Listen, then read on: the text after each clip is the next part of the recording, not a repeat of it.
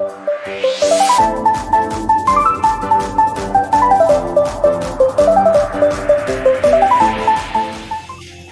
kasih Tuhan, Kau memberi kami lebih daripada apa yang dapat kami pikirkan, kami doakan.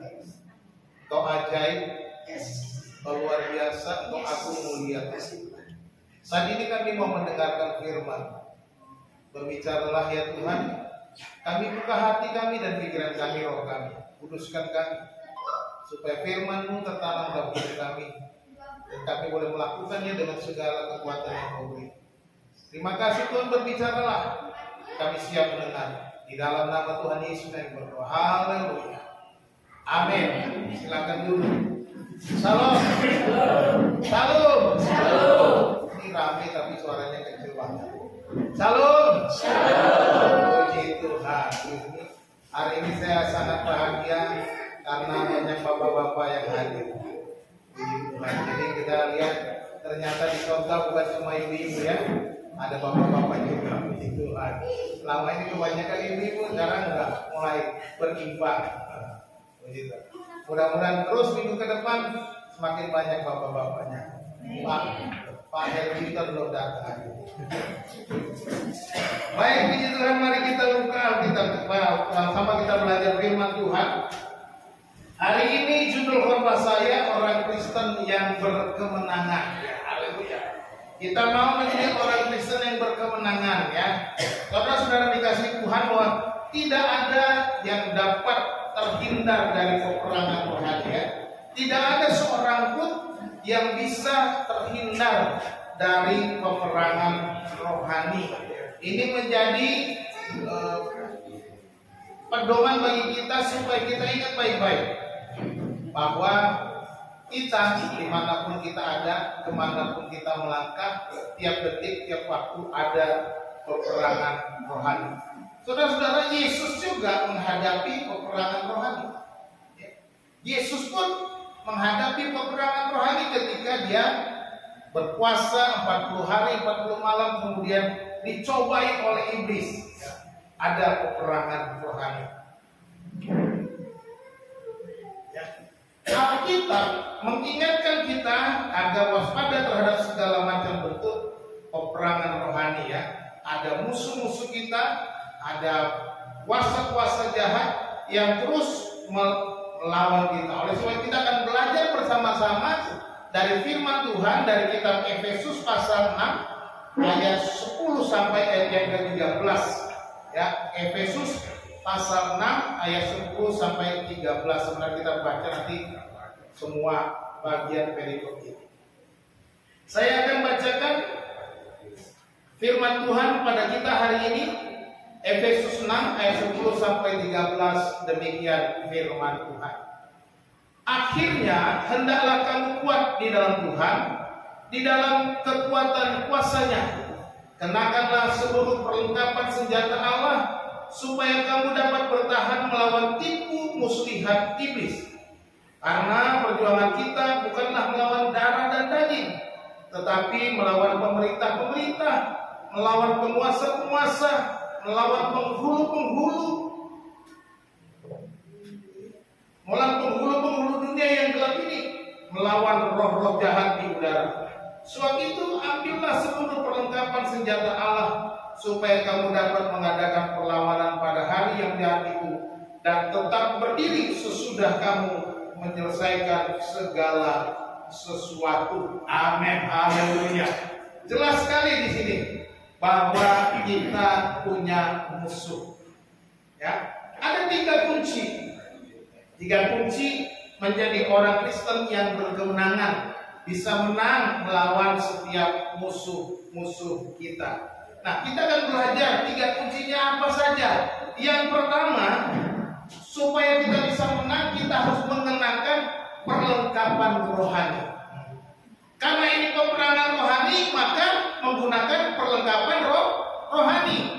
Kalau peperangannya jasmani, kita pakai perlengkapan jasmani. Kalau tentara masuk ke Papua melawan apa tuh? Orang-orang Papua yang pemberontak itu, mereka pakai senjata karena lawannya pakai senjata juga, ya kan? Karena kita lawannya adalah kita juga dikatakan kenakanlah seluruh kelengkapan senjata Allah supaya kamu dapat bertahan dan melawan tipu muslihat iblis. Itu yang pertama. Ya. Jadi kita harus memakai ya, kata kenakanlah, ya, kata kenakanlah. Di kata kenakanlah ini disebut, ya, itu dalam teks aslinya disebut endusaste dari kata enduo. Nah, itu bahasa Yunani. Kita perlu belajar bahasa Yunani juga. Alkitab Perjanjian Baru tertulis dalam bahasa Yunani. Nah, kata ini adalah kata kerja. Kata kerja dengan gramatikanya aorist imperatif middle orang kedua jamak. Ya. Jadi aorist itu bentuk lampau, tapi imperatif perintah, sebuah perintah. Yang middle ini kata kerja middle ini berarti bisa untuk diri sendiri atau bisa untuk pasif. Nah, orang kedua berarti ini berbicara kalau diterjemahkan menjadi kalian. Ya, itu orang kedua. Nah, ini artinya bahwa ini perintah ini adalah sebuah perintah yang mendesak, sebuah perintah yang mendesak untuk dilakukan. Jadi kenakanlah, ini artinya segera pakai, jangan sampai tunda-tunda untuk mengenakan perlengkapan senjata Allah itu. Jadi kalau kita hidup di dunia ini, hidup dalam kehidupan kita sebagai orang percaya, kita harus segera mengenakan, jangan menunda-nunda, itu maksudnya. Jadi perintahnya ini bukan main-main, gitu ya. Bahwa musuhmu bukan musuh sembarangan, musuhmu bukan musuh yang asal-asalan. Maka kita segera pakai, segera ambil, segera kenakan seluruh perlengkapan senjata Allah. Itu yang diingatkan kepada kita. Ya. Kita lihat di sini apa saja. Ya. Ada 7. Ya. Kalau kita lihat sini, ini nggak urutan ya. Dari yang tadi. Ada baju zina keadilan, ikat pinggang kebenaran, pedang roh, ketopong keselamatan, berdoa, perisai iman, kasih kerelaan, memberitakan ini. Ada 7 perlengkapan yang harus kita pakai dan harus kita ambil, harus kita pakai, harus kita bawa kemana kita melangkah, harus segera kita ambil, jangan biarkan itu tergeletak. Artinya ini harus standby di dalam kehidupan kita sebagai orang percaya. Perlengkapan senjata Allah ini harus standby penuh. Supaya apa? Supaya kita bisa hidup berkemenangan. Jadi kalau kita abai, kalau kita masuk bodoh, kalau kita nggak peduli, kalau kita nggak mau tahu, santai aja. Musuh masih jauh, Belanda masih jauh, bro. Hati-hati, hati-hati. Tadi gitu. Alkitab mengajarkan kepada kita segera ambil, segera pakai 7 perlengkapan senjata Allah ini. Pakai, berikan pinggang kebenaran, berbaju zina keadilan, berketopong keselamatan, dalam segala berdoa, pakailah perisai iman, kasih kerelaan, memberitakan ini, dan pakailah pedang roh. Kita akan lihat perlengkapan senjata Allah. Dikatakan jadi berdirilah tegak. Artinya apa? Waspada. Kata Bang Nabi, waspadalah, waspadalah. Bang Nabi selalu mengingatkan kita supaya kita waspada. Firman Tuhan katakan, jadi berdirilah tegak, artinya kita harus siap perang, harus standby, bersedia. Yang pertama, berikat pinggangkan kebenaran. Ya, kata kebenaran digunakan kata aletheia. Mari kita buka 1 Samuel ayat 18 sampai 3, ayat 3 sampai 4. Tolong satu orang baca, ikat pinggang seperti apa. Kalau di sini juga digambarkan peperangan, ya, supaya kita lihat pentingnya ikat pinggang. Silakan baca satu orang, 1 Samuel 18 ayat 3 dan 4. Ya, ayat-ayat ini banyak, kita mau supaya cepat. Jonatan mengikat perjanjian dengan Daud karena ia mengasihi dia seperti dirinya sendiri. Yonatan menanggalkan jubah yang dipakainya dan memberikannya kepada Daud, juga baju perangnya, sampai pedangnya, panahnya dan ikat pinggangnya. Ya. Yonatan dan Daud menjadi sahabat baik. Kalau istilah zaman sekarang ada bestie. Yonatan dan Daud betul hatinya melekat. Yonatan sebagai anak Saul, raja, dia seorang pangeran, melihat Daud dan dia buka jubahnya dan dia kasih ikat pinggangnya. Kenapa? Supaya Daud juga bisa pakai jubah peperangan itu. Perlengkapan itu tanpa ikat pinggang habis kedodoran itu. Ya. Jadi di sini kita tidak mau berperang tapi kita kedodoran. Ya. Kita tidak mau berperang tapi kita repot dengan pakaian kita. Makanya perlu ada ikat pinggang. Ikat pinggang apa? Kebenaran, aletheia. Itu yang digunakan. Kebenaran di sini ada kebenaran yang benar-benar mutlak murni, bukan asal benar. Bukan kebetulan. Kan ada kebenaran yang kebetulan benar. Apa ya? Betul sama dengan benar. Kebenaran bukan kebetulan. Beda-beda itu. Jangan sampai disamakan. Ya. Kebetulan benar itu bukan benar. Ya. Ini kebenaran. Kita harus ikat pinggang kita supaya kita melawan tipu muslim itu kita harus berikat pinggang kebenaran. Kita ikat seluruh kehidupan kita dengan kebenaran. Artinya bagaimana supaya kita hidup benar di hadapan Tuhan. Kebenaran ini akan menolong kita untuk kita tidak dipersalahkan, untuk kita tidak bisa dituduh, dihujat, dipersalahkan, difitnah. Karena Pak, kita sudah pakai kebenaran. Lalu yang kedua, berbaju zirahkan keadilan. Baju zirah. Baju zirahnya tadi sudah kalau kita lihat gambarnya kan ada baju perang, tapi ada kita pinggang. Baju zirahnya adalah baju zirah keadilan. Ya. Kata yang dipakai adalah dikayos ini. Dikayos ini dari kata kalau ada dikayos. Dikayos ini bisa berarti adil atau benar juga.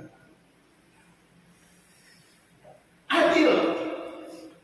Jadi baju zirah kita adalah keadilan. Ketika kita berjalan, kita mengenakan keadilan, kebenaran, supaya kita bertindak hati-hati. Bertindak hati. Tidak berat sebelah karena adil. Kemana kita melangkah kita adil. Kita tahu melakukan kebenaran, kita tahu melakukan keadilan. Berbaju zirahkan keadilan. Dan yang ketiga kelengkapannya adalah kakimu berkasutkan kerelaan untuk memberitakan Injil damai sejahtera. Roma 1 ayat 16 dan 17. Silakan baca. Roma 1 ayat 16 17. Aku mempunyai keyakinan yang kokoh akan Injil dan Paulus. Yang sudah ketemu silakan baca. Roma 1 ayat 16 17. Sebab aku mempunyai keyakinan yang kokoh dalam Injil, karena Injil adalah kekuatan Allah yang menyelamatkan setiap orang yang percaya, pertama-tama orang Yahudi, tetapi juga orang Yunani. Sebab di dalamnya nyata kebenaran Allah yang bertolak dari iman dan memimpin kepada iman, seperti ada tertulis, orang benar akan hidup oleh iman. Amin. Rasul Paulus sebagai orang yang sudah menyerahkan hidupnya kepada Tuhan, yang tadinya memusuhi Injil, yang tadinya memusuhi orang-orang Kristen, tetapi setelah dia berjumpa dengan Yesus, dia mempunyai kasut kerelaan untuk memberitakan ini. Karena apa? Aku mempunyai keyakinan yang kokoh dalam Injil, dan dia melangkah, langkah demi langkah. Hidupnya diserahkan hanya untuk memberitakan Injil. Aku mau supaya sebanyak mungkin orang bertobat. Aku mau supaya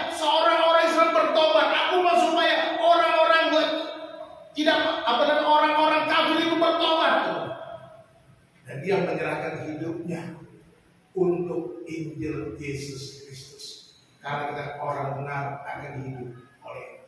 Karena kita punya keyakinan, maka kita juga akan punya kerelaan. Rela memberitakan Injil. Rela memberitakan kebenaran karena Injil itu yang menyelamatkan orang yang berdosa. 2 Timotius 4 ayat 2 dikatakan, beritakanlah firman Allah itu. Siap sedialah baik atau tidak baik waktunya. Jadi kita harus memberitakan firman Tuhan. Baik atau tidak baik, apapun keadaanmu, walaupun kau sedang susah, walaupun kau sedang kesulitan, kau harus memberitakan firman Tuhan. 2 Timotius 4 ayat 2 itu. Ya, rela. Pak, masa sudah capek-capek nggak ada upahnya?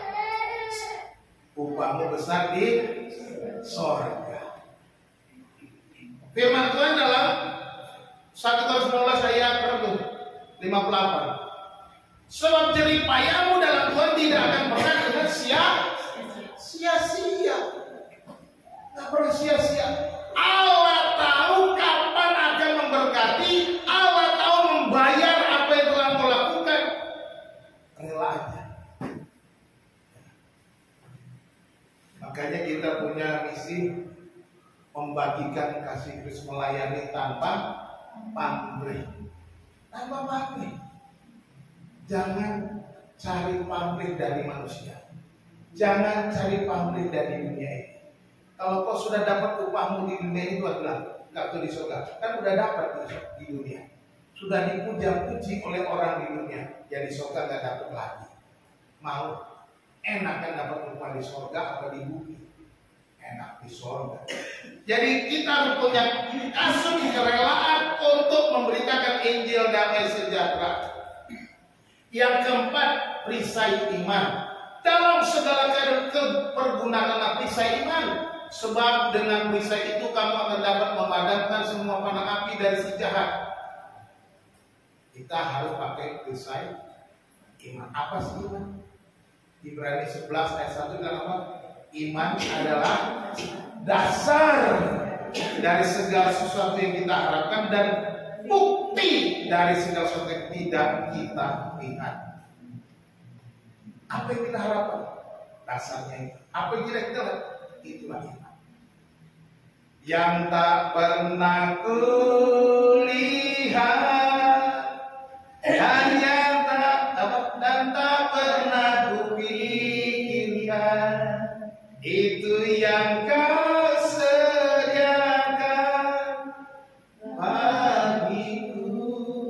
Tuhan menyediakan bagi kita. Tapi inilah perisai iman. Perisai iman, perisai. Kalau orang perang yang ada perisainya apa tuh? Tameng ya. Perisai. Perisai karena zaman dulu perangnya kan pakai pedang, pakai tombak dan atau kalau sekarang udah pakai tembak-tembakan ya. Perisainya mungkin kalau nggak anti peluru ya bisa mati juga. Perisai ini adalah perlindungan. Jadi dikatakan dalam peperangan rohani apa perlindungan kita? Iman. Dalam peperangan rohani apa yang memproteksi kita? Iman. Dalam peperangan rohani apa yang menjaga kita? Iman kita. Jadi miliki iman. Percayalah bahwa Tuhan menjaga. Percayalah bahwa Tuhan memberikan jalan keluar. Percayalah bahwa Tuhan ada beserta denganmu. Ini diperlukan iman. Ya, iman. Perisai iman. Peperangan rohani diperlukan perlindungan dengan iman kita. Kalau kita tidak, wah, kita bisa takut. Kalau lawan kuasa iblis dengan kekuatan sendiri nggak bisa, ya. Dan yang kelima dikatakan ketopong keselamatan, helm. Ya. Ini pelindung kepala helmnya. Di kepala kita, kalau kepala perlindungan penting. Ya. Bagaimana kita lihat kembali peristiwa Daud melawan Goliat. Ya. Ketika Daud menghadapi Goliat, Goliat tertawa, anak kecil mau ngelawan. Dia pikir, nggak salah nih orang Israel. Apa nggak ada lagi lawan? Kok yang dikirim anak kecil? Tapi Daud, sekalipun badannya kecil, dia bersama dengan Tuhan. Dia dengan alih-alihnya, dia berkata, engkau datang membawa pedang dan lembing. Jadi peding itu, mau bilang lembing dan pedang jadi peding, digabung jadi satu. Kau datang membawa lembing dan pedang, katanya. Wah, buat tombak. Tapi aku datang dalam nama Tuhan. Dia putar itu alih. Kok kena di kepala. Kakulah si Goliat. Jadi kepala itu penting. Kepala kena bisa mampus langsung. Kena di badan belum tentu, ya.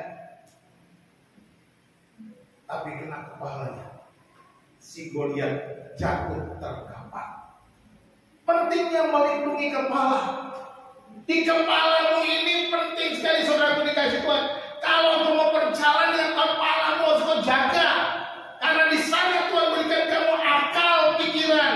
Di sana Allah memberikan kita kemampuan untuk berpikir apa yang harus kita buat, apa yang kita lakukan. Ini kepalamu.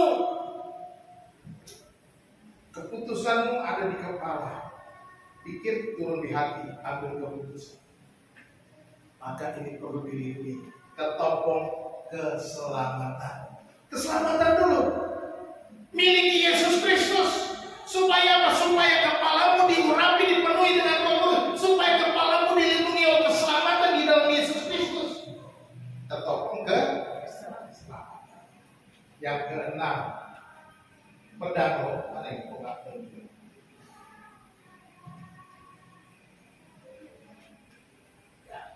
Pedang roh, yaitu firman Allah. Ini satu-satunya alat untuk menyerang. Tadi yang semuanya ikat pinggang, baju sirah, kasut, perisai, ketopong, itu semua melindungi tubuh. Tetapi pedang sebagai senjata. Pedangnya apa? Firman Allah. Pedang roh. Pedang roh. Firman Allah ini tajam. Firman Allah ini berkuasa. Firman Allah ini penuh dengan kuat kuasa Allah sendiri.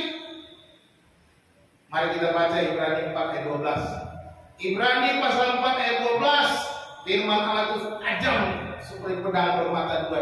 Mari silakan baca. Sebab firman Allah hidup dan kuat dan lebih tajam daripada pedang bermata dua manapun. Ia menusuk amat dalam sampai memisahkan jiwa dan roh, sendi-sendi dan sumsum. Ia sanggup membedakan pertimbangan dan pikiran hati kita. Haleluya. Pedang firman Allah itu katanya lebih tajam dari pedang bermata dua manapun. Oh, firman Allah itu luar biasa. Jadi kalau kita melawan musuh kita, jangan pakai senjata lain, pakai firman Allah. Waktu Yesus bertempur melawan iblis, Yesus bilang apa? Ada tertulis. Oh, bukankah kamu anak Allah? Suruhlah batu-batu itu menjadi roti, supaya kamu nggak kelaparan, supaya kau bisa makan, kata si iblis. Ada tertulis, kata Yesus. Manusia tidak hidup dari roti saja, tapi dari setiap firman yang keluar dari mulut.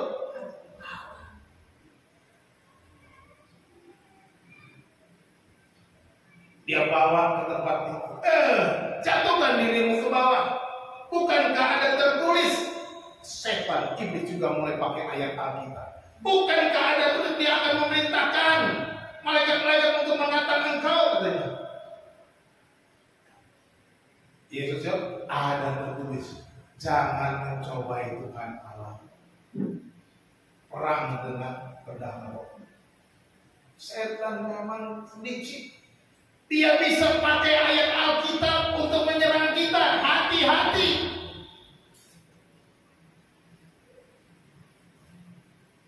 Jadi ada tertulis menjadi senjata penting bagi Yesus.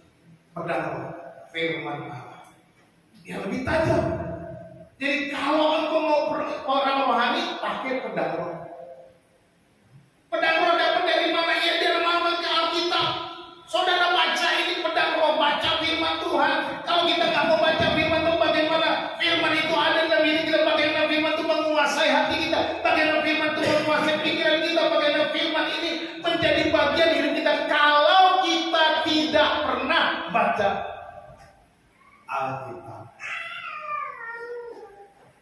Kalau anak sekolah minggu diajarin baca kitab suci, doa tiap hari, doa tiap hari. Baca kitab suci. Kita seringkali abai, makanya seringkali kita gagal, kita kalah. Ketika ada serangan, kita nggak tahu mau menyerang pakai apa. Perisainya nggak dipakai, pedang rohnya nggak ada, mau menyerang nggak bisa. Nggak tahu mau pakai ayat mana, karena tidak tahu ayat Alkitab. Yang ketujuh, doa. Nah, ini penting. Doa. Dalam segala doa dan permohonan berdoa setiap waktu dalam roh dan berjaga-jaga dalam doa itu dengan permohonan yang tak putus-putusnya untuk segala orang kudus. Paulus mengingatkan gereja di Tesalonika dalam 1 Tesalonika 5:17, tetaplah berdoa. Yesus mengajarkan sebuah perumpamaan tentang seorang janda yang menghadapi hakim yang lalim supaya kita tidak jemu-jemu berdoa.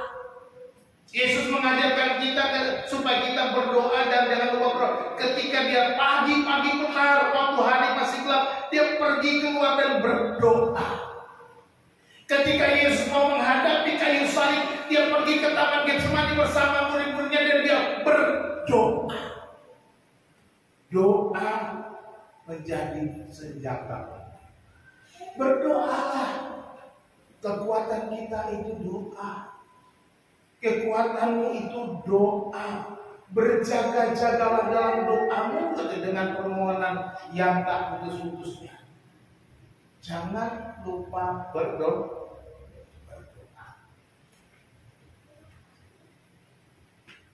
Saudara dikasih Tuhan. Mari.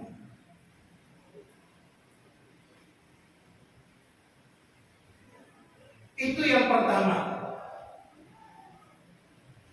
Apa yang pertama tadi? Kenakanlah perlengkapan senjata Allah. Mengenakan perlengkapan rohani. Pakai perlengkapan rohani di dalam hidup kita. Kalau kita mau menang, jangan lupa pakai tadi 7 perlengkapan rohani. Yang kedua, mengenali musuh. Oh, harus kenali musuh. Ya. Dikatakan karena perjuangan kita bukanlah melawan darah dan daging. Ya, ingat kalau musuh kita itu bukan darah dan daging, bukan yang kelihatan, bukan fisik, tetapi melawan pemerintah-pemerintah, melawan penguasa-penguasa, melawan penghulu-penghulu dunia yang gelap ini, melawan roh-roh jahat di udara. Ya. Bacanya jangan dipisah-pisah. Jangan musuh kita pemerintah, berarti kita musuh pemerintah. Salah. Musuh kita adalah penguasa-penguasa. Oh, penguasa-penguasa ini musuh kita. Salah. Penghulu dunia, bukan itu, tetapi itu sebenarnya satu dengan penjelasan pemerintahan roh jahat, penguasa-penguasa yaitu roh jahat, penghulu dunia itu roh jahat, yaitu melawan roh jahat itu maksudnya. Jadi kuncinya di situ. Kalau diterjemahkan melawan pemerintah, melawan penguasa-penguasa, melawan penghulu-penghulu dunia yang gelap, yaitu roh-roh jahat di udara. Jadi ini satu ya, pemerintahan dari roh jahat.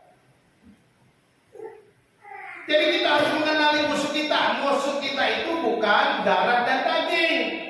Musuh kita adalah roh-roh jahat, penguasa-penguasa di udara, pemerintah-pemerintah di udara itu, yang kita nggak lihat dengan mata kita, yang kita nggak tahu kapan dia menyerang kita. Tapi yang kita tahu, Alkitab mengingatkan kita bahwa dia berjalan seperti singa yang mengaum-aum. Sadarlah, kata Petrus kepada gereja-gereja. Berjaga-jagalah, lawanmu Sibolis berjalan keliling sama seperti singa yang mengaum-aum dan mencari orang yang dapat ditelannya. Ya. Inilah musuh kita, kenalilah musuh kita. Mungkin tetanggamu ngegosip tentang dirimu, memfitnahmu. Musuhmu bukan tetanggamu, ada Sibolis di baliknya yang memberikan permusuhan, yang memunculkan kebencian, yang menimbulkan fitnah. Mungkin suamimu, istrimu ngamuk nggak karuan. Musuhmu bukan suami atau istri, ada Sibolis yang mancing-mancing supaya ngamuk nggak karuan. Itu yang dimaksud. Sadari itu. Dia berusaha menerkammu.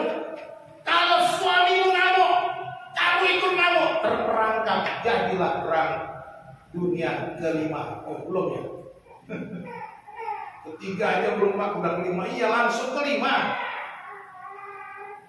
Karena ini apa? Piring bisa terbang, sendok bisa terbang, mangkok bisa terbang. Jangankan piring dan mangkok, kursi pun terbang. Ya kan? Nah, itu siapa? Sibolis di belakang. Jadi waspada. Sadarlah, perjalanan ini, kenali musuhmu. Musuhmu bukan darah dan daging. Jadi ini pasukan iblis dikatakan. Bukan melawan darah dan daging, tetapi pemerintah-pemerintah, penguasa-penguasa, penghulu-penghulu dunia yang gelap, yaitu roh-roh jahat di udara. Jadi hati-hati. Inilah musuh kita yang sebenarnya, inilah yang harus kita waspadai. Nggak kita lihat, tiba-tiba nyerang. Di tempat kerja, di sekolah, di mana saja, di pasar, di jalan raya, bisa banyak musuh. Ya, karena iblis mau supaya orang percaya itu gagal. Iblis mau supaya orang percaya itu hidupnya acak-acakan. Iblis mau supaya orang percaya itu hidupnya tidak jadi berkat. Iblis mau supaya orang percaya itu hidupnya bikin kacau.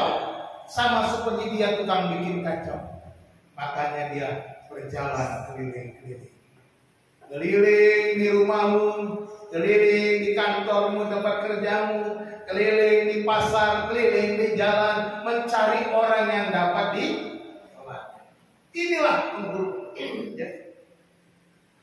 Ini menggambarkan bahwa ayat ini, bahwa dunia kita ada penguasanya, ya, ada pemerintah. Iblis itu punya pemerintahan, ada penguasa-penguasa, ada wilayah teritori yang mereka punya.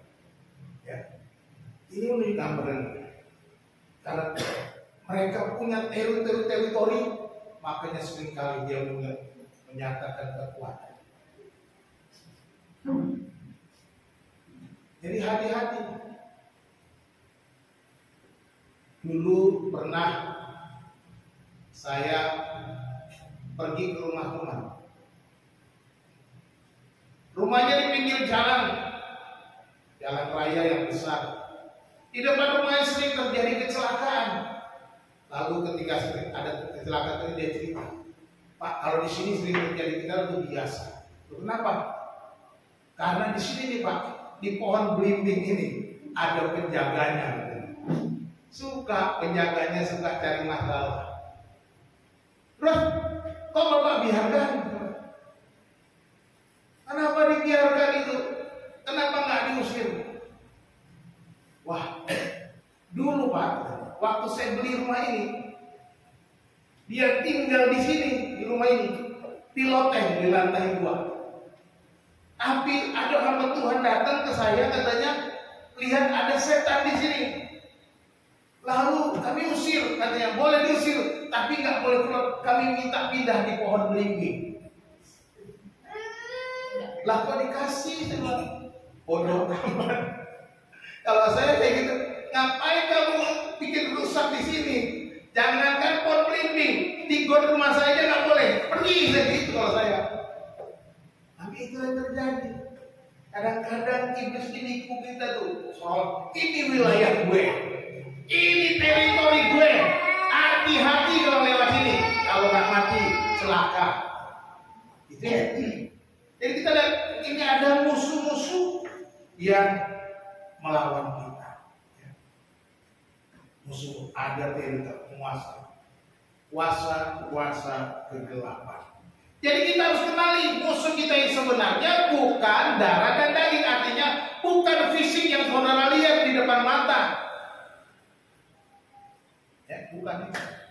Makanya perlu perlengkapan senjata, makanya perlu berdoa, makanya perlu perisai iman, makanya perlu pedang roh, makanya perlu seluruh perlengkapan rohani itu. Supaya apa? Supaya bisa menang. Kalau saudara pakai pedang beneran, bisa bunuh orang beneran. Orang secara fisik, tapi kita sama juga jadi simbol juga, jadi pembunuh. Nah, kita harus mengenali musuh kita. Itu caranya supaya menang. Satu, kenakan seluruh perlengkapan rohani. Kedua, apa tadi? Mengenali musuhnya. Kenali. Kalau saudara nggak kenal musuh saudara, saudara akan sembarangan menyerang. Yang ketiga, yaitu siap berperang. Nah ini dia. Kalau nggak siap berperang, maka ya otomatis. Nggak siap berperang otomatis. Ini mana ini? Ini agak error laptopnya. Siap berperang, dikatakan. Sebab itu ambillah seluruh perlengkapan senjata Allah supaya kamu dapat mengadakan perlawanan pada hari yang jahat itu dan tetap berdiri sesudah kamu menyelesaikan segala sesuatu. Tadi disuruh kenakanlah, sekarang disuruh ambillah seluruh perlengkapan senjata Allah supaya kamu dapat mengadakan perlawanan. Siap bertempur. Ya, perhatikan siap berperang, dikatakan ambillah. Kalau tadi kenakan digunakan juga kata kalimat yang bentuknya gramatikanya aorist imperatif aktif. Artinya kita harus segera ambil. Ya. Yang diambil apa? Seluruh senjata Allah, bukan sebagian. Jangan Pak saya maunya nomor 7 aja. Pak saya mau nomor 6 aja. Pak saya mau 2 aja, mau 3. Enggak. Pakai 7-7-nya kalau perang. Seluruh senjata Allah itu dikatakan, ya. Jadi pakai, mengambil dengan segera. Ya, jangan tunda-tunda lagi. Kenapa? Musuhmu terus berjalan seperti singa yang au-au. Musuhmu terus berusaha menjatuhkan diri. Makanya jangan menunda untuk mengambil seluruh perlengkapan senjata Allah. Jangan tunda-tunda lagi. Kita bisa. Kita kalau mau siap berperang, pakai semuanya, ambil semuanya. Kalau enggak, kamu keteteran. Kenapa?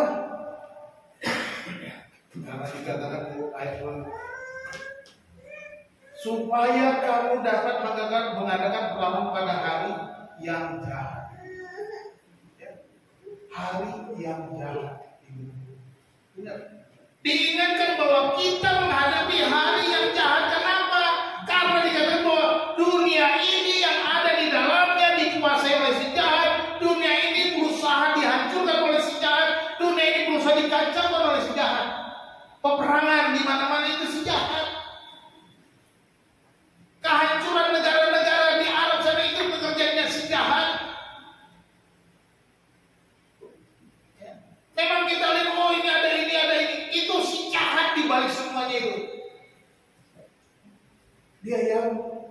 berusaha memprovokasi orang-orang di dunia ini menjadi jahat, menjadi berontak, memusuhi, membenci. Ini dari si iblis. Saling membunuh, perang, itu dari si iblis. Halal darahnya katanya, itu dari si iblis, bukan manusianya. Jadi ingat, hari-hari ini adalah jahat. Kemarin hari Jumat renungan Efesus pasal 5 ayat 16.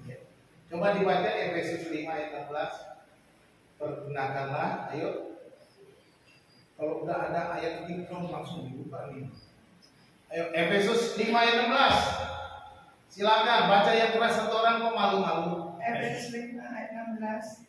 Dan pergunakanlah waktu yang ada, karena hari-hari ini adalah jahat. Pergunakanlah waktu yang ada, karena hari-hari ini adalah jahat, kata firman Tuhan. Jelas sekali. Kita juga perlu ambil sebelum supaya kita bisa berperan dalam hari yang jahat itu. Kalau dalam ayat 16 pasal 5 itu gambaran pergunakanlah, katanya apa? Yang digunakan artinya apa? Tebuslah, bayarlah. Jadi kalau kita mau perang itu bayar harga. Karena digunakan pergunakanlah. Apa? Gunakanlah waktu yang ada. Pergunakanlah waktu. Digunakan ex agorazo.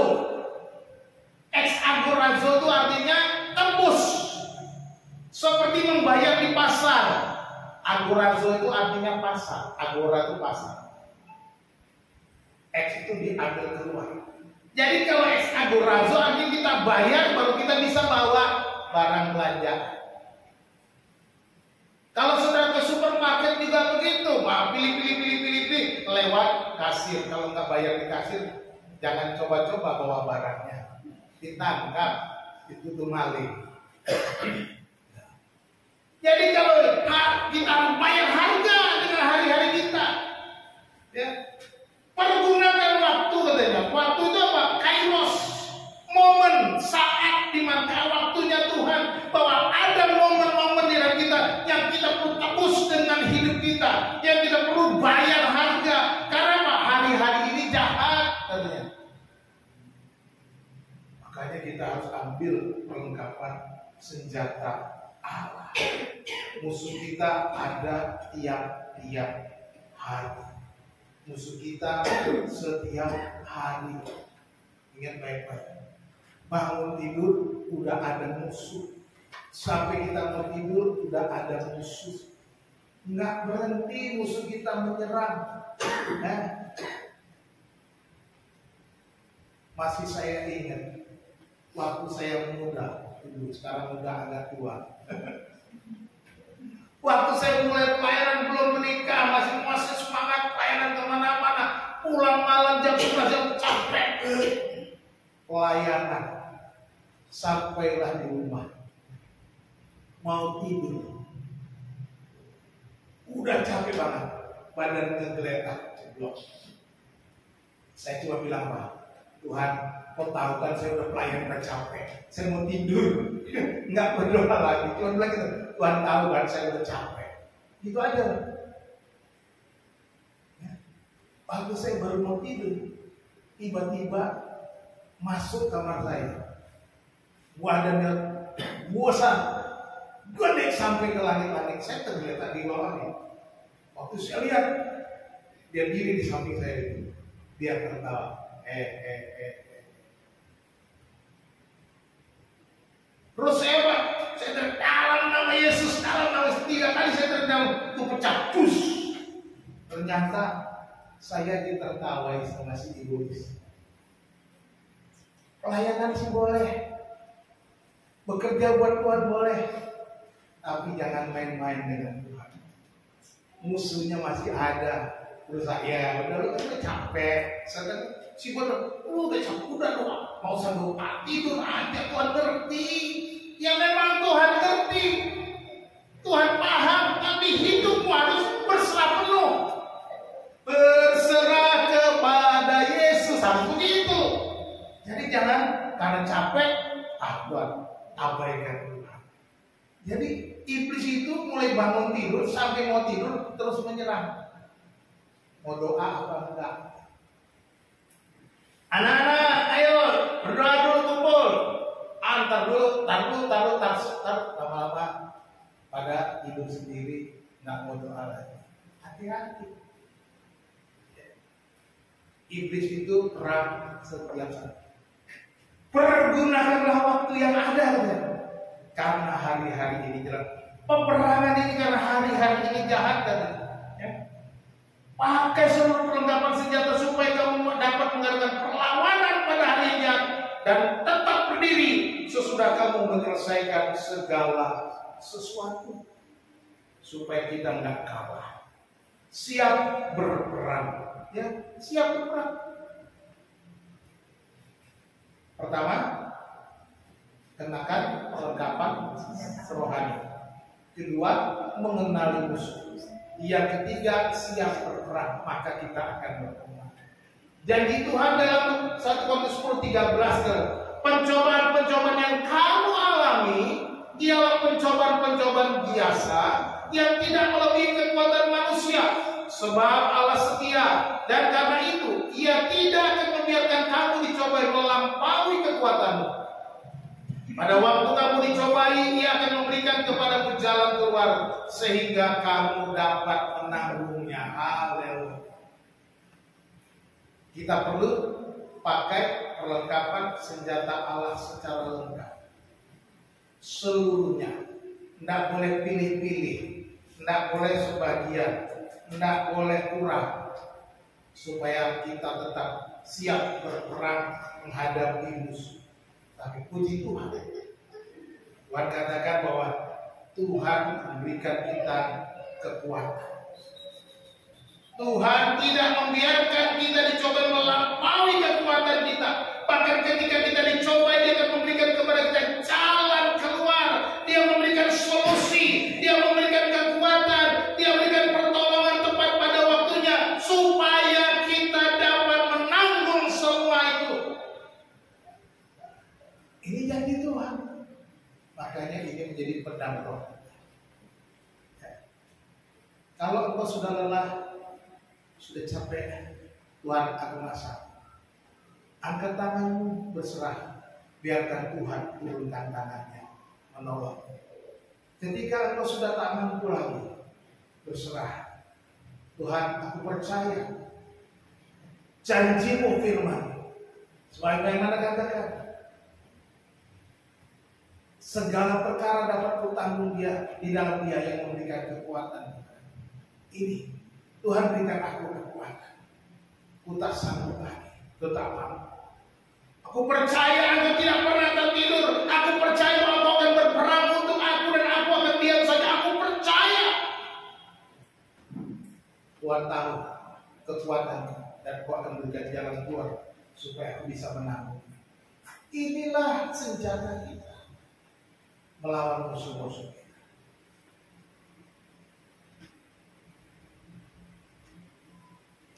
Jadi kita bersyukur.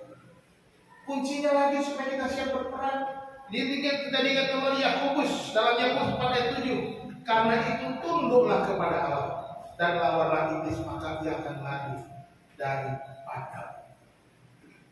Lawan iblis, tidak ada cara lain selain ketundukan kepada Allah. Kuputasu. Ini penting. Merendahkan diri di hadapan Tuhan.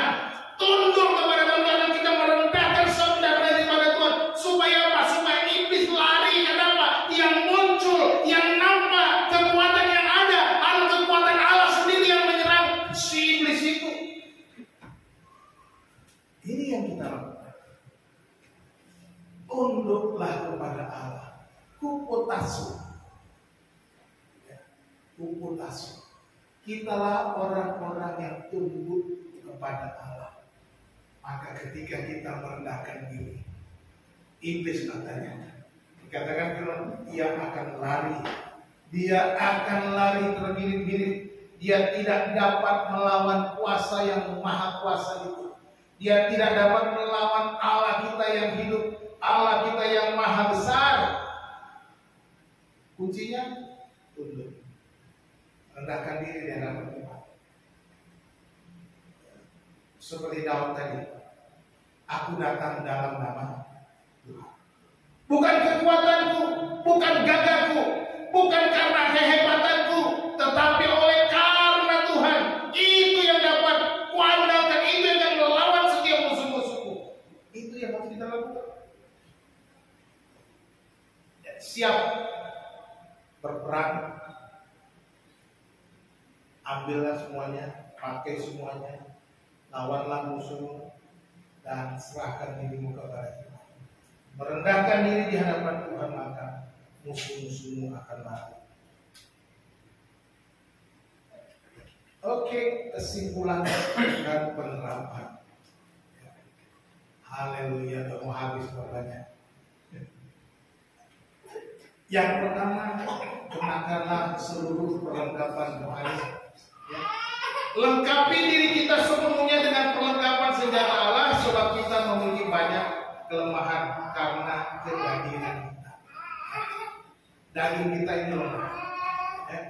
Daging kita lemah, makanya Tuhan memerintahkan supaya kita pakai perlengkapan senjata. Jangan udah segera kenakan selengkap-lengkapnya. Yang kedua, kenali musuhmu yang sebenarnya. Ya, ingat baik-baik. Jangan marah dan membalas orang yang menyakiti, sebab musuh kita sebenarnya ada di balik orang tersebut. Kita harus mengampuni, mengasihi. Di balik orang-orang yang sudah menyakiti kita, di balik orang-orang yang fitnah kita, di balik orang-orang yang mencegal kita, ada musuh yang sebenarnya. Tapi berdoalah bagi mereka yang membenci kamu, kata Tuhan. Bagi mereka yang mencegalmu, menjatuhkanmu, memfitnahmu, berdoa untuk mereka. Karena kita disuruh berdoa. Ya. Itu musuh yang sebenarnya di balik. Dengan demikian kita akan tetap menang. Kenapa? Kita tidak jatuh ke dalam dosa. Jadi jangan balas kejahatan dengan kejahatan. Dengan membalas kejahatan berarti kita jatuh ke dalam pencobaan, jatuh ke dalam dosa. Yang ketiga, siap dalam peperangan setiap hari. Karena ini setiap hari peperangan, maka mulailah hari Anda dengan penyerahan kepada Tuhan, ketundukan kepada setiap pagi. Sebab pasti Anda akan berhadapan dengan musuh. Pasti. Nggak ada di sini yang nggak bisa, yang nggak pernah menghadapi musuh. Kita sibuk itu. Setan, roh, semua kita. Ya. Pasti kita. Jadi kita harus mulai setiap hari sampai kita mau tidur berserah Tuhan. Kita tunduk, merendahkan diri di hadapan. Inilah kunci supaya kita menjadi orang yang berkemenangan. 3 kunci. Akan seluruh perlengkapan rohani, mengenali musuh yang sebenarnya, dan juga yang terakhir, kita harus siap menghadapi musuh setiap hari. Tuhan Yesus memberkati kita. Kita berdoa. Bapa yang baik, terima kasih firman Tuhan yang sudah kami baca, kami dengar, kami renungkan. Apa yang kami terima pada hari ini, biarlah Engkau Tuhan yang memberikan hikmat kepada kami, memberikan kami pengertian, dan menolong kami untuk dapat melakukan kebenaran firman-Mu ya Tuhan. Terima kasih Bapa, kami menyerahkan waktu ini ke dalam tangan-Mu. Tolong kami waspada, berjaga-jaga menghadapi musuh kami yang sebenarnya.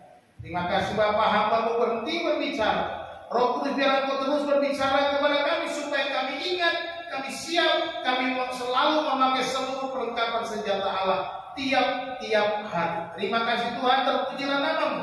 Dalam nama Tuhan Yesus kami bersyukur dan berdoa. Haleluya. Amin.